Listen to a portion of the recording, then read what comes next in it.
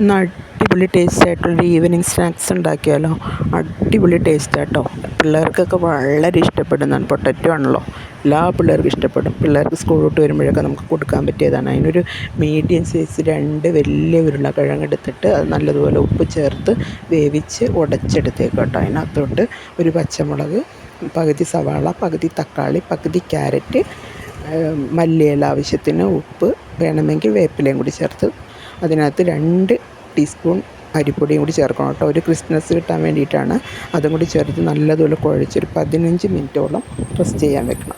എന്നിട്ട് നമുക്കത് മുക്കി പൊരിച്ചെടുക്കാനായിട്ട് ഒരു പാത്രത്തിലേക്ക് 2 ടീസ്പൂൺ കോൺഫ്ലവർ പൊടി, നിങ്ങൾക്ക് വേണമെങ്കിൽ മുട്ടയിലാണെങ്കിൽ മുട്ട അടിച്ചെടുത്ത് അതിനകത്ത് മുക്കി ഉണ്ടാക്കട്ടെ. ഞാനിപ്പോൾ ഇങ്ങനെയാണ് ഉണ്ടാക്കണം. അതിനകത്ത് മുക്കിയിട്ട് നമുക്ക് ബ്രെഡ് ക്രംസിൽ മുക്കി നല്ലതുപോലെ മൊരിയിച്ചെടുത്ത്, അധികം ഓയിലിട്ട് ഡീപ്പ് ഫ്രൈ ചെയ്യണമെന്നൊന്നുമില്ല, കുറച്ച് ഓയിൽ ഒഴിച്ചാൽ മതി. എല്ലാവരും ട്രൈ ചെയ്തിട്ട് അഭിപ്രായം അറിയിക്കണം.